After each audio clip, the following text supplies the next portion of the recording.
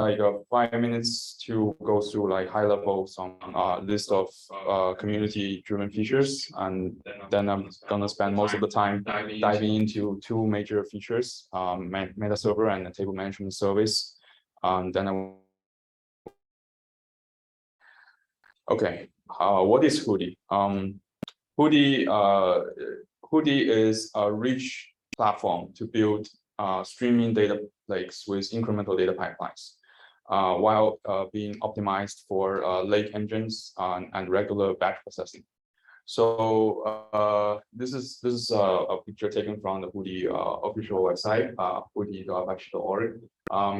This is a typical use case because this is most what data engineers are doing day to day. They're moving data from A to B. At the center, you can see there's a data lake in the box. At the left side is a typical application data stored in databases or streaming system like Kafka, Pulsar. So the first step is to ingest the data. The data goes into data lake. It will go to some raw tables and incremental ETLs, which like do subsequent transformation. It goes to derived tables. The whole data lake should sit on top of lake storage, such as object store from the cloud or HDFS. On the top side, typically people want to analyze run analytics queries on top of the tables. So you can see popular engine like Trino, Presto, Spark, Athena from Amazon. Also, because this what we will call incremental ETL is like you can build the change data processing the change deltas and build further pipelines to transformation like fan in, fan out, and do all kinds of joins. So that's also like some pipelines you can build on top of the data lake. About Hudi. Hudi is a Apache top level open source project. It's very trending technology today. We've seen Hudi being pre-installed on 5 cloud providers. We have a very diverse PMC committer group. Also, we have a marquee open source users from those big companies. As you can see, the statistics on the right, it's quite trending. Like it's like exponentially growth, like sitting on the rocket. Also, the Slack community is growing quite well. We have like almost you can see the active member on the bottom right. It's like almost double or triple.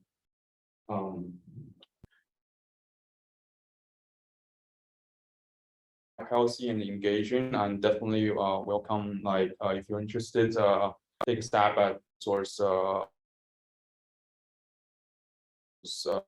problems. Okay, so I'm gonna go through some items like community-driven RFCs with RFC short for like request for comments. It's usually you have a big issue and features you want to propose. You send a document, and then people from the community will review and give comments. So so with so many like engaging community users, we also have a lot of active contributors who propose awesome RFCs in this project. So I will quickly go through one by one. Change data capture, right? This is a very popular feature that we want to see changes made to the record or add a new records. We want to know all of them. So typically this is done by some tool like a Division. It's already like very popular with RDBMS today. It will extract the bin logs and get data out of it. So what we are implementing Hudi is we are gonna have a similar semantics as Division. That's the same thing you can get out for RDBMS, you can get from Hudi tables. Consistent hashing index is also driven by Alibaba. to overcome a throttling issue for large tables. When you have large tables, you probably have a data skew issue when some partition have a lot more data than others, and the indexing will become slower a bit bottlenecked by some partition.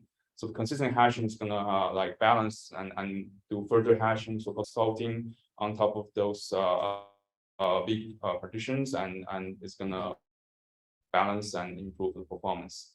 Record level indexing mechanism driven by Uber. It's about improving also indexing performance. The technique is slightly different. It's like direct mapping the file ID to the record keys. Reduce write amplification with log compaction, also driven by Uber. So there's a concept of compaction in Hudi is so on one side when Hudi writes the raw data, it's written to log files. The log file is typically a row-based format like APRO. There's also a base file concept. It's typically columnar-based files, columnar files, and it's like typically Parquet. So the compaction is about merging the log files with the base files and produce a new version of the base file so that it will be performant for querying.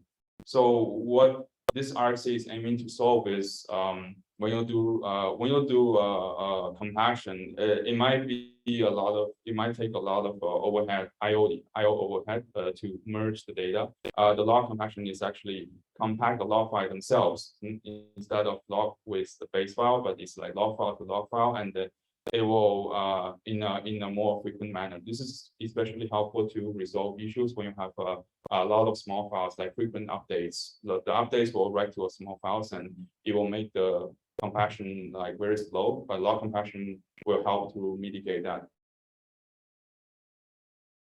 So continue some like 4 more RFCs. So snap management, this is driven by Shopee. So typically when you have database data lake tables, you want to save a lot of snapshots. Snapshots, let's say like what does the data look like at T1 or T2. So when you have so many views, you want to manage them properly. So this is like a mechanism or proposal to how to manage this. Secondary index is again another indexing improvement driven by Alibaba again. It's about having a column, any column other than primary key as the to build the index. It will be pretty handy for many queries. Optimize storage layout for cloud storage object store driven by AWS. So there are a lot of issues when you have small files, a lot of small files and a lot of queries sitting on top of cloud storage like object store like S3. So the goal is because S3 or some cloud storage they usually have throttling. When you fetch the data, it's like you make an RPC call. This is going to be throttled by the system. The RC is about the design layout. The core idea is not save all the data under one base pass, because usually the throttling happens to the same base pass. But effectively, it kind of underneath that it will distribute the files based on different frequencies so that it will load balance that requests. The last one, efficient migration of large Parquet table to Hudi, driven by AWS and OneHouse. This is a very useful feature, like when you have a legacy or like a last generation of Parquet tables that is sitting somewhere and you want to move to Hudi. So you don't have to copy all the data from the original path to the new path as a Hudi table. You just leave the Parquet files in as is, but you create a new table on a new location that can still point to the old location where the Parquet file is. So it saves a lot of data moving, means money in cloud. Yeah, that's one of the big feature. It's actually implemented as a first version that's is already being used. In the latest activities about like making it more robust and more efficient. Okay, so now I'm gonna deep dive into two major features we are also reviewing and developing. It's driven by Bytedance. Namely Metaserver and table management service. So the problem is when you have a large number of tables in your data lake, you would want to manage them properly, right? That includes managing tables metadata and orchestrating running the table services. Table services like compassion is one of table services, and there could be clustering, cleaning, archive, or rollback, these kind of services. Meta server and the table management service, or also TMS, aim to centralize this kind of management needs so that it will reduce the maintenance overhead. Meta server also have an advantage, has the advantage of ensuring atomicity of sync operation between the data lakes tables and the tables on the metastore. Using TMS also allow people to decouple the compute resource from data ingestion, as in like decouple the computing resource for running the service from the data ingestion pipelines. As in you want to run asynchronously for the table services. Because if you run asynchronously, this job can be optimized separately based on the workload pattern. Okay, in the next few slides, I will go through the detailed design of those internals. So here is the architecture overview of Metastore. In the center box, you can see three main. There is Metastore, Metaserver, request handler.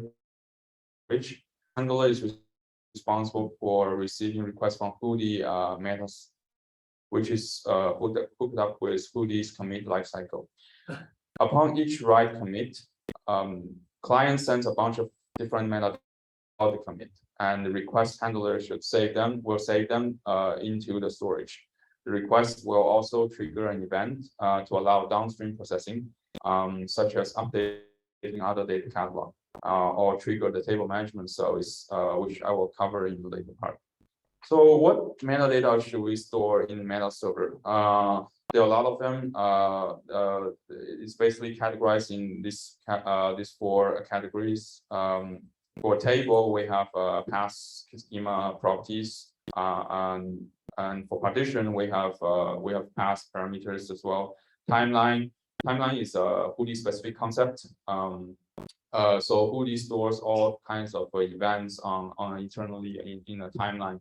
So-called this kind of a metadata table or metadata folder that store these events. And each write or each write commit will contain information like timestamp, action, and state. State means like whether it's completed or in flight. Also, each commit will contain some metadata like what partition has been updated during this commit, what files has been changed, and also write status is like how many records has been added or deleted, this kind of thing. Snapshot is also quite useful. You have file names and size associated with the snapshot. So the write scenario, how does Metaserver interact with Hudi write operation? It starts with a Hudi write client committing a write operation. Hudi meta client will send a request to Metaserver to sync this commit. So within the Metaserver, we'll first update the commit state and record the metadata associated with this commit. Relevant commit metadata will be passed on to partition service and snapshot service to update the partition effectively. So we would usually expect adding or dropping partitions during writes. Snapshot will also be updated accordingly based on the file changes. So how does Metaserver handle read operation from engine? So typically, you first compute engine will parse, analyze a rich SQL. So you typically write a SQL to extract the analytics data. There's an analyzer component will retrieve information from Hudi catalog and construct a relation for reading the data.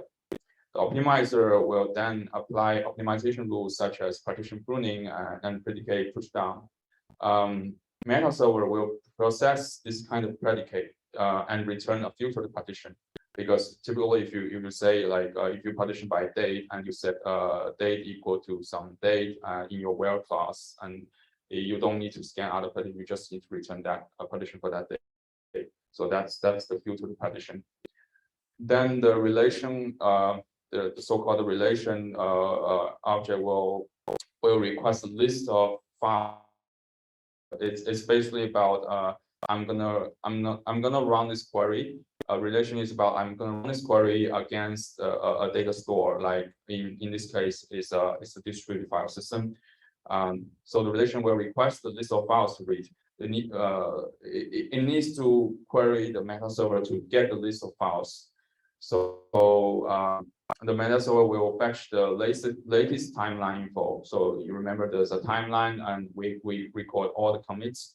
So it will say what's the latest of the data in this table, and then the timeline service will retrieve the files like from the snapshot service, because snapshot stores all kinds of the files for that point of time and return the list of files. So with the list of files, then the compute engine will be able to figure out what data to read. So it will execute the distributed reading of those files accordingly. So that's the engine gonna the query engine is reading leveraging the. So another component from Metaserver is event bus. The core concept here is we want to encapsulate metadata's create, update, delete operations into events, so that the listeners can receive them and it will be pushed to the downstream system for processing, such as updating a separate data catalog. When Meta server client sends a DDL short form language to, for example, add a column, the table service will wrap it into a change data or change schema event, because the adding a column means the table schema is changed. Then the external catalog listener will receive this event and issue a alter table command or request to the external catalog. So this feature comes in pretty handy as we live in a multi-catalog world where the sync between different catalogs are more and more needed. Okay, so there are other features from Metaserver that can be implemented. One of them is log provider. As long as the Metaserver storage component supports check and set operation, the log provider feature can be implemented. This is essential to support multi-writer scenarios where more than one writer same table at the same time. A typical use case is streaming job, writing to a table where a batch backfill job is doing a backfill for the table for the historical data. And they're happening at the same time, because usually you don't want to stop the streaming job and at the same time you want to backfill the data so that you can uphold the data freshness. So that's about typically how people want to multi-writer. So also we all know that a schema change all the time, and the schema evolution support is also possible with Metaserver. It can be compatible. The schema change can be compatible or breaking. Metaserver can bind schema maintenance and detect compatibility issue during the writes. Metaserver adopts optimistic concurrency control, or short for OCC, supports it will support conflict detection strategy at a different level for different business needs. It can be based on commit timestamp. It can be also based on storage granularity, like table, partition, file group, and file. For instance, at the file level, define is the granularity. Two commit instance cannot be writing to the same file at the same time. That's the example for this.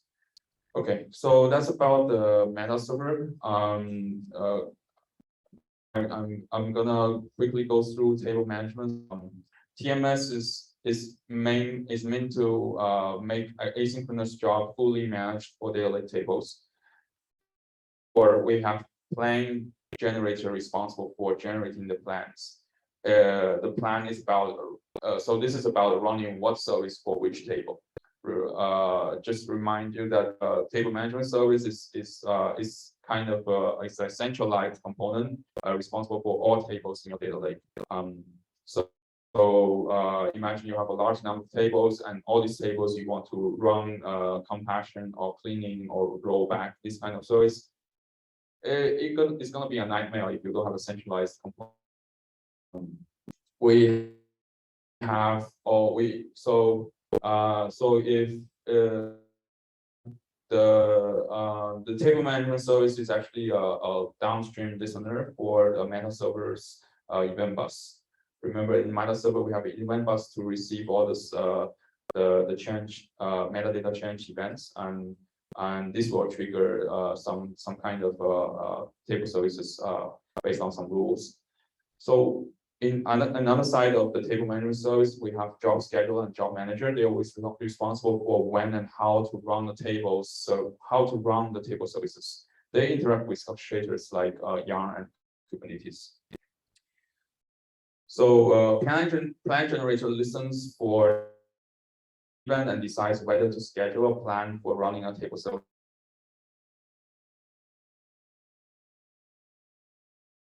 Configure that the table creation. Take for example, remember compaction is about merging the log files and the base files and producing a new version of base files. To run compaction, it can be triggered after like n commits, or it can be triggered based on how many log files has been accumulated, whether the total size exceeds some threshold or not. Once the strategy decides that okay, we need to run a compaction, plan generator will make a requested compaction commit to the timeline while the meta server and save the plan information into its own storage. That by saving into the storage means the plan will be waiting for scheduling. So moving on to job management, as mentioned in previous slides, the pending compaction, the pending plan is being saved into the storage, which will be pulled by the job scheduler from time to time. The job scheduler will decide which plan to execute based on user-chosen strategies such as first in, first out, or priority-based. The execution will then be dispatched to the job manager. Job manager is responsible for submitting the job to separate and also polling and saving the job states so as to manage them.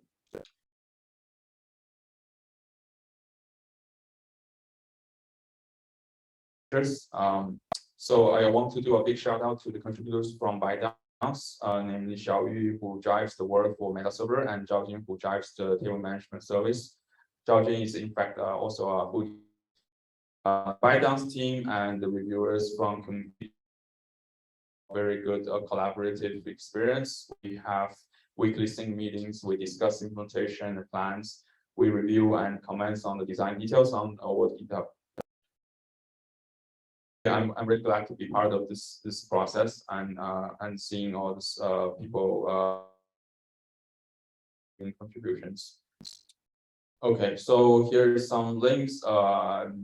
Again, I encourage everyone to take a look at the Hudi's website and these links to start engaging with our community. It's very active and very healthy. We are very supportive. The Hudi committers and PMCs are very supportive to help grow new committers. So definitely let us know if you're interested. So who are using Hudi? Yeah, this is also taken from the website. There are a lot of who have productionized their Hudi data lakes. Okay, that's all my shares.